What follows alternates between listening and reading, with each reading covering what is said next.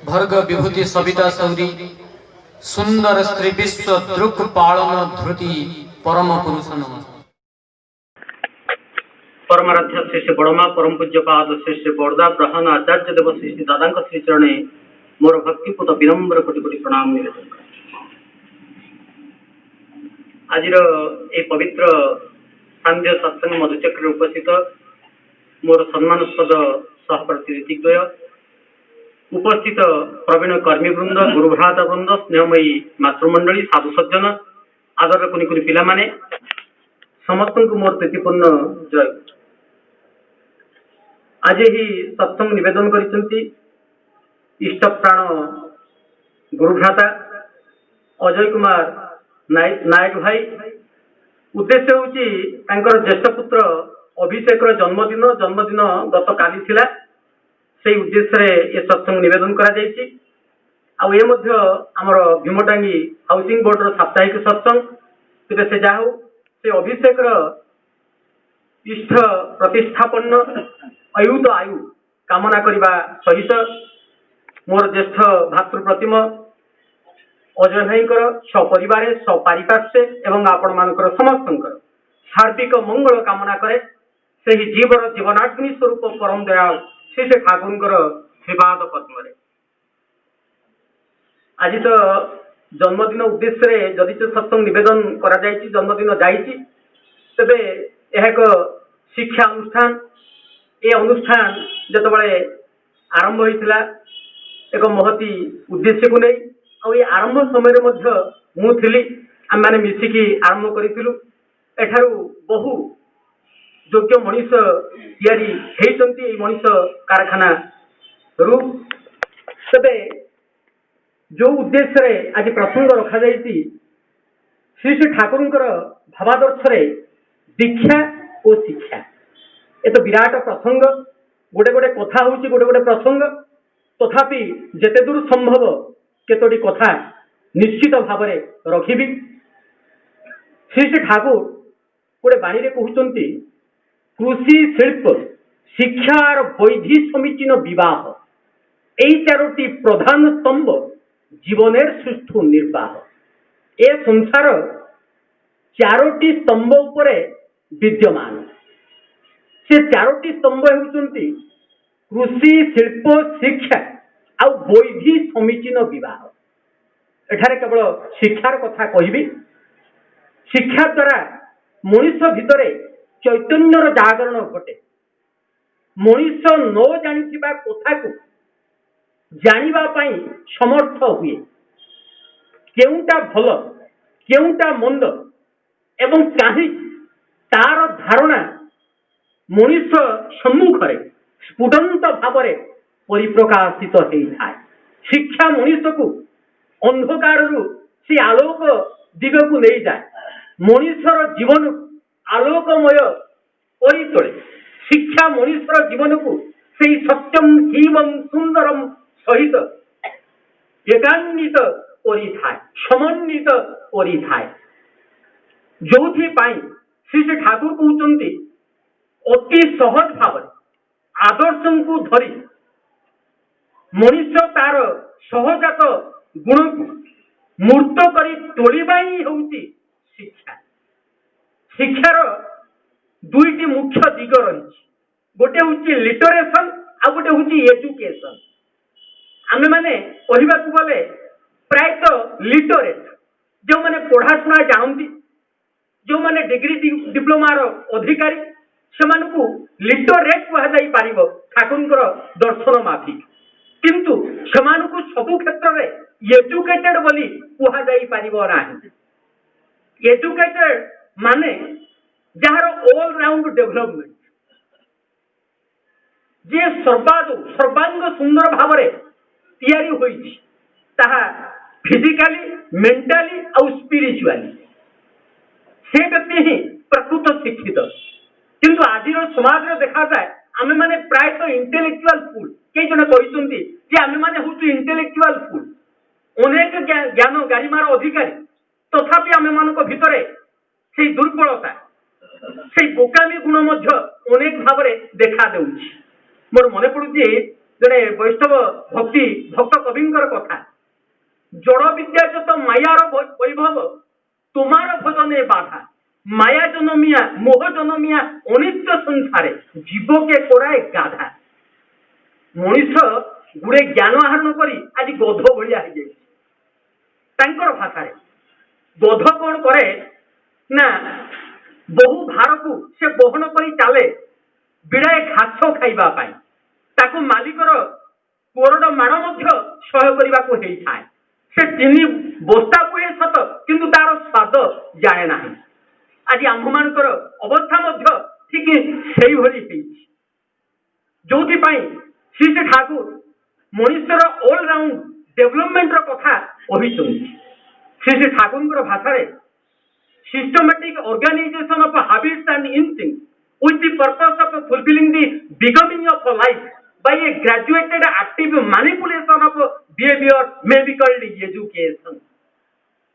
Education भितरे मनुष्यर से आदर्शानुग आदर्शमुखी being and becoming बंचिबा बढ़िबार कथा कहा जाइछि श्री श्री ठाकुर 3H एजुकेशन रो कथा कहिसंति 3H एजुकेशन रो कथा the education of head जहाकू ज्ञान जोग बोली कहा जाए दि एजुकेशन ऑफ हार्ट जहाकू भक्ति जोग बोली कहा जाए दि एजुकेशन ऑफ हैंड जहाकू कर्म जोग बोली कहा जाए से ज्ञान जोग भक्ति जोग आ कर्म जोगर सम्मिलित रूप ही होची प्रकृत रे शिक्षा जोथि पाई जीवन रे से आदर्श को वर्ण करी चलिबार कथा एते भाबरे कहा जाइछि श्री श्री ठाकुर गोटे बाणी में कहते दीक्षा नहीं शिक्षा धर आचार्य को करी सार आचरणी बोध चयने ज्ञानर सागर हुआ तू पार दीक्षा नहीं शिक्षा धर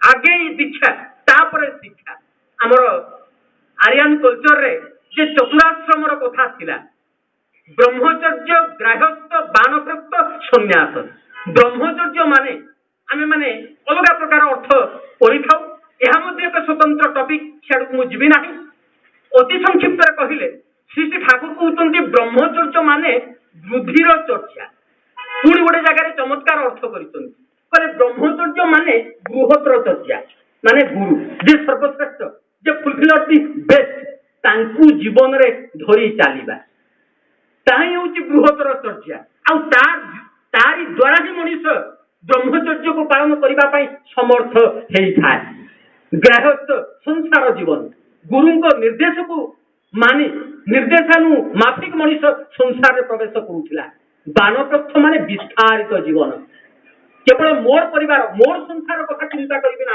आउ 5-10टा परिवार कथा मोर परिवेश कथा चिंता करी संन्यास छसरे सम्यक भाव में नियुक्त हवा ही संन्यास कंप्लीटली सरेंडर से गुरु पुरुषोत्तम भारे श्री श्री ठाकुर कहते life for the principle of the principle by the principal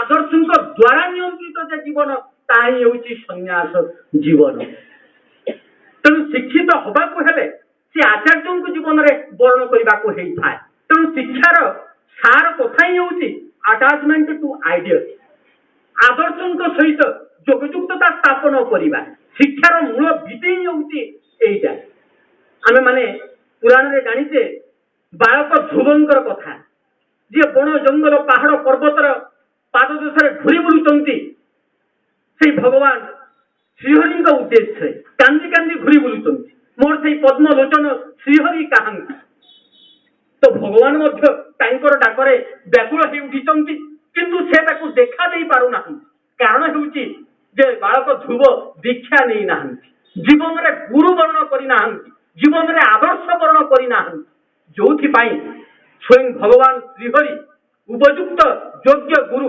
Narad द्वारा तांकर दीक्षा करैचंती तापरे तांकु देखा देइचंती बहु बहु उदाहरण रहिछि जोथि श्री श्री ठाकुर कहले सत दीक्षा तु एखुनी ने इष्टते राख संप्रीति मरण तरण एनाम जपे काटई अकाल जम भीति सत दीक्षा तु एखुनी ने एई क्षणी ने कारण डिले इज डेंजरस इंग्रजी एक प्रोवर्ब अछि डिले इज डेंजरस माने विलंब करबा होची विपद को स्वागत करबा ତେଣୁ ପୁରୁଷୋତ୍ତମଙ୍କର ସନ୍ଧାନ ପାଇବା କ୍ଷଣି ହିଁ ତାଙ୍କର ସତ୍ ଦୀକ୍ଷାରେ ଦୀକ୍ଷିତ ହେବାକୁ ହେଇଥାଏ। ସେଦିନ ବ୍ରଜଗୋପାଳ ଦାସ ପରମ ପୂଜ୍ୟପାଦ ଶ୍ରୀ ଶ୍ରୀ ବୋରଦାଙ୍କୁ କହୁଛନ୍ତି, କହିଲେ ଏଇ ପିଲାଟା ଦୀକ୍ଷା ନେବାକୁ ଚାହୁଁଛି ଯେ, କିନ୍ତୁ କହୁଛି ତାର ବାପା ମାଙ୍କୁ ଟିକେ ପଚାରି ସାରିଲେ ଦୀକ୍ଷା ନେବ। ଶ୍ରୀ ଶ୍ରୀ ବୋରଦା କହିଲେ ସେ ତାର ରାସ୍ତାରେ ଯାଉଛି, ଯଦି ତାର ଗନ୍ତବ୍ୟ ପଥରେ 500 ଟଙ୍କିଆ ବଣ୍ଡଲଟେ ପଡିଥାଏ ତାହେଲେ ସେ କଣ କରିବ? ଆଗେ 500 ଟଙ୍କା ଉଠେଇବ ନା ଯିବ? କହିବ ଯେ ମୁଁ ଯାଉଛି ବାପା ମାଙ୍କୁ ପଚାରିକି ଆସିଲେ ଏ 500 ଟଙ୍କିଆ ବଣ୍ଡଲଟା ଉଠେଇବି। ଠିକ ସେଇଭଳି ଭାବରେ ଦୀକ୍ଷା ନେବାକୁ ହେଲେ ନିର୍ଦ୍ୱନ୍ଦରେ ଅତି ସହଜ ଭାବରେ ତାଙ୍କୁ ଜୀବନରେ ବର୍ଣ୍ଣନ କରିବାକୁ ହେଇଥାଏ। ଆଉ ଦୀକ୍ଷା ଆଉ କିଛି ନୁହେଁ, ଦକ୍ଷତା ଲାଭର କୌଶଳ ହିଁ ହେଉଛି ଦୀକ୍ଷା। ଶ୍ରୀ ଶ୍ରୀ ଠାକୁର କହୁଛନ୍ତି the art and technique of how to be efficient in life is called ଦୀକ୍ଷା। ଦୀକ୍ଷା ମାନେ ତାହିଁ ନିଷ୍ଠା ଆକୁତିର ସହିତ ଯାର ଅନୁଶୀଳନର ଭିତର ଦେଇ ମଣିଷ ଦକ୍ଷତାର ଅଧିକାରୀ ହେଇଥାଏ। ଶ୍ରୀ ଶ୍ରୀ ଠାକୁର ଅତି ସହଜ ଭାବରେ କହୁଛନ୍ତି ଦୀକ୍ଷା ହେଉଛି seal of God. Seal of God ମାନେ ଭଗବାନଙ୍କର ଛାପ, ଭଗବାନଙ୍କର ଷ୍ଟାମ୍ପ। ମଣିଷ ତାଙ୍କର ଶରଣାପନ୍ନ ହେଇଛି ବୋଲି ତାର ସିଲ୍। ମନେ ପଡୁଛି ସ୍ୱାମୀ ବିବେକାନନ୍ଦଙ୍କର କଥା, ତାଙ୍କର ସେଇ ଯେ ପ୍ରସିଦ୍ଧ ଉକ୍ତି, ବହୁ ରୂପେ ସମ୍ମୁଖେ তোমার ছাড়ি কথা খুঞ্জিছ ঈশ্বর, জীবে প্রেম করে বিতରଣ সেই জন সেবিছে ঈশ্বর। କେହି ଜଣେ ଯେତେବେଳେ ଠାକୁରଙ୍କ ନିକଟରେ ଏ କଥାଟି କହିଲା, ଠାକୁର କହିଲେ ଆଶ୍ରମିକ ଜଣେ ବାଳିକା ଠାକୁରଙ୍କୁ ନିବେଦନ କରିକି ଠାକୁରଙ୍କର ଆଦେଶ ନେଇକି ଏ କଥାଟି ଯେତେବେଳେ ଗାଇ ଶୁଣେଇଲେ, ଠାକୁର କହିଲେ କଥାଟା ଭଲ ହେଇଛି କିନ୍ତୁ ଏମିତି ହେଲେ ଭଲ ହୁଅନ୍ତା। বহু রূপে সম্মুখে তোমার ছাড়ি কথা খুঁজিছ ঈশ্বর, জীবে প্রিয় করে বিতরণ সেই জন সেবিছে ঈশ্বর। জীবে প্রিয় করে বিতরণ, প্রিয় মানে এখানে প্রিয় বস্তু নুহে, প্রিয় মানে প্রিয় পরম। যে প্রিয় পরমଙ୍କୁ বিতরণ করে সে হচ্ছে জগতর সর্বশ্রেষ্ঠ মঙ্গলকারী। He who gives the spiritual knowledge is the greatest benefactor of mankind. ଯୋଉଥିପାଇଁ କୁହାଯାଇଛି ଗୋଟେ ଲୋକକୁ ଇଷ୍ଟଙ୍କ ସହିତ ଯୋଗଯୁକ୍ତତା କରିବା ମାନେ ହେଉଛି ତାର ସବୁଠାରୁ ବଡ ମଙ୍ଗଳ କରିବା। ଧର୍ମ ଦାନ, ଅର୍ଥ ଦାନ, ବସ୍ତ୍ର ଦାନ, ଏମିତି କେତେ କଣ ଦାନର କଥା ଆମର ଶାସ୍ତ୍ରରେ କୁହାଯାଇଛି। କିନ୍ତୁ ଧର୍ମ ଦାନ, ଗୁରୁ ଦାନ ହିଁ ହେଉଛି ସର୍ବଶ୍ରେଷ୍ଠ ଦାନ। ଏହାରି ଦ୍ୱାରା ହିଁ ମଣିଷର ସର୍ବତୋମୁଖୀ କଲ୍ୟାଣ କରିବା ସମ୍ଭବ ହେଇଥାଏ। ତେଣୁ ପ୍ରିୟ ବିତରଣ ମାନେ ହିଁ ହେଉଛି ଧର୍ମ ଦାନ, ସେ ପ୍ରିୟଙ୍କର ସଞ୍ଚାରଣା, ଇଷ୍ଟ ପ୍ରତିଷ୍ଠା, ଗୁରୁ ଦାନ। ଯୋଉଥିପାଇଁ ପରମ ପୂଜ୍ୟପାଦ ଆଚାର୍ଯ୍ୟ ଦେବ ଶ୍ରୀ ଶ୍ରୀ ଦାଦା ଏଇଠି ସୁଧାସର୍ଜନାର ପରିକଳ୍ପନା କରିଛନ୍ତି। ଆଜି କର୍ମୀମାନେ ସାରା ଓଡ଼ିଶାରେ ଘୁରି ବୁଲୁଛନ୍ତି ପ୍ରଭୁଙ୍କର ସେ ଦୀକ୍ଷା ଦାନ ପାଇଁ। ମୁଁ ମଧ୍ୟ ଏହା ପୂର୍ବରୁ ରାଉରକେଲା, ବାଲେଶ୍ୱର, ଫୁଲବାଣୀ ଅନେକ ଜାଗାରେ ଯାଇଛି। ସବୁଆଡେ ସେଇ ବିପ୍ଳବ କିଭଳି ମଣିଷକୁ ସେଇ ମଙ୍ଗଳର ଅଧିକାରୀ କରିବାକୁ ହବ, ଏଇଥିପାଇଁ ଆଜି କର୍ମୀମାନେ ପ୍ରଯତ୍ନବାନ ହେଇଛନ୍ତି। ତେଣୁ ଦୀକ୍ଷାର ମୂଳରେ ରହିଛନ୍ତି ସେ, ତାଙ୍କୁ ଜୀବନରେ ଗ୍ରହଣ ନ କଲେ କିଛି ହୁଏ ନାହିଁ। ଶ୍ରୀ ଶ୍ରୀ ଠାକୁର ଶିକ୍ଷା ବିଧାନର ଏକ ପୁସ୍ତକରେ କହୁଛନ୍ତି শুধু বই পড়ে পণ্ডিত হতে যেও না, খালি বই পড়ি পণ্ডিত হବାକୁ যাও না। প্র্যাকটিক্যাল নলেজ পাই সেই প্র্যাকটিক্যাল মଣିଷ, যে আচরণ সিদ্ধ মଣିଷ, যে ଆଚାର୍ଯ୍ୟ, ତାଙ୍କୁ ଜୀବନରେ ବରଣ କରିବାକୁ ହେଇଥାଏ। ନହେଲେ ମଣିଷ ସେଇ ସହଜ ଜ୍ଞାନ ଟିକକର ଅଧିକାରୀ ହେଇପାରେ ନାହିଁ। ଆମେ ମାନେ କେତେ କଣ କଥା କହୁଛେ, ମାନେ motion of law, Newton motion of law, ବିଜ୍ଞାନର ବହୁ ବହୁ କଥା, ମାନେ atomic theory, theory of relativity, a plus b ର whole square, a plus b ର ହୋଲ କ୍ୟୁବ। କିନ୍ତୁ ଏ ସବୁ ଜିନିଷ ଆମ ମାନଙ୍କର ସହଜ ଜୀବନ ଚଳନରେ କିଛି ଆବଶ୍ୟକ ହୁଏ ନାହିଁ। ଯୋଉଟା ନିହାତି ଦରକାର, ଯାହାକୁ କମନ ସେନ୍ସ ବୋଲି କୁହାଯାଏ, ତାହା ସମ୍ଭବ ହେଇଥାଏ ଶିଖିବା ସେଇ ଆଚାର୍ଯ୍ୟ ପୁରୁଷୋତ୍ତମଙ୍କ ଠାରୁ, ଯୋଉଥିପାଇଁ ତାଙ୍କୁ ଜୀବନରେ ବରଣ କରି ଚାଲିବାକୁ ହେଇଥାଏ। କଥାଟିଏ ମୋର ମନେ ପଡିଯାଉଛି, ଆମ ମାନଙ୍କର ପିଲାମାନଙ୍କର ଅବସ୍ଥା କିଭଳି ହେଇଛି, ଆମେମାନେ ଆଜି କିଭଳି ହେଇଛୁ। ସେଇ ଯେ ତଥାକଥିତ ପଣ୍ଡିତ ଜଣକ ଯିଏକି କଲେକ୍ସନ ଅଫ ଫ୍ୟାକ୍ଟସ, ଗୁଡେ ତଥ୍ୟର ଅଧିକାରୀ ଥିଲେ, ତଥାକଥିତ ପଣ୍ଡିତ। ସେ ଯାଉଛନ୍ତି ନୌକାରେ ତାଙ୍କର କୌଣସି ଗନ୍ତବ୍ୟ ସ୍ଥାନକୁ, माझी जनक नौका बाही चली बाटर पचारूँ माझी भाई अच्छा कहल तुम ये नौकाटी चलैकी तुम पेट पोषुच ए काठर रासायनिक तत्व कौन माझी जनक कहले आज्ञा आम मूर्ख मानुष ये नौका चलैकी मु पेट पोषुची सत किंतु ये काठर रासायनिक तत्व कौन ये सब जिनिस जानिक मोर लाभ कौन हम मु आज्ञा कहीपरि ना बोले ये सहज कथा तू कहीपरू डेली तोर काठ नौका चलैकी तू पेट पोषुचु किंतु यही तक कहीपरू ना तोर चारणा जीवन बेकार हो गला तापर पुणी कहले पुणी डंगा आगु चली अच्छा कहलु जो जल उपर नौकाटी चलुची ये जलर पारमाणविक संरचना कौन एटा केमिति तैयारी हेची माझी जनक सही कथा कहला कहला आज्ञा आमी मूर्ख मानुष मु मूर्ख लोक आज्ञा जल कोथुरु तैयारी हेची सेथिरु ताहा जानि मोर लाभ कौन हबो से तथाकथित बुद्धिजीवी जनक बुझेले कहले जलर संकेत होची H2O दुईटा हाइड्रोजेन परमाणु गोटे ऑक्सीजन परमाणु मिसिक हेची गोटे जल अणु ई सहज कथा तू जानि ना तोर आठणा जीवन बेकार हो गला पुणी गोटे एमती प्रश्न पचारे माझी जनक सही कथा कहला आज्ञा आम मूर्ख मानुष ए कथा जानी मोर लाभ कौन हम पंडित जनक कहले तुम 12 जीवन बेकार हो गला यार भितर नौकाटी जाइकी नदीर मध्य भाग में पहुंची प्रबल भाव में वर्षा घड़घड़ी आरंभ हो जाइए तुमुल भाव में पवन बोची वर्षा होउची नौकाटी टलमल अवस्था जल भर्ती हो गला नौकाटी बुड़ीबा उपरे माझी जनक बड़ व्यतिव्यस्त होकर कहले आज्ञा ये नौका चलैबा आउ संभव नुहे मते लागुची नौका बुड़ीबा उपरे आपण पहरा जानिचंती तो तथाकथित पंडित जनक कहले आज्ञा माझी भाई मु तो पहरा जानी नाही तापरे माझी जनक कहले आज्ञा आपण कहूतिले मोर चारणा जीवन बेकार हो गला मोर आठणा जीवन बेकार हो गला मोर 12 जीवन बेकार हो गला मु तो देखुची आपणकर वर्तमान टंकाकर जीवन बेकार हवा उपरे परवर्ती अवस्था जहाँ घटी थी आम मान पढ़ार आवश्यकता ना श्री ठाकुर कहले लेखा पढ़ारे दक्ष हेले शिक्षा ताको कहे ना अभ्यास व्यवहार सहज ज्ञान नहेले शिक्षा हुए ना सहज ज्ञान कॉमन सेंस श्री ठाकुर गोटे जगार ए कॉमन सेंस अर्थ कम इन वन मुझे कथा जो पढ़ी आश्चर्य हो माने समस्ते आस से एक अद्वितीय जीवन में धरी चलवा तेबे ही आम मान सहज ज्ञान आम मान भितर फुटी उठिब इंग्राजी एक कथा अच्छी common sense is the most uncommon thing in the world तेणु कॉमन सेंस ही हूँ संसार में सबुठारु अनकॉमन असाधारण जिनिस बंचिबा बढ़िबा जार बहु भाव में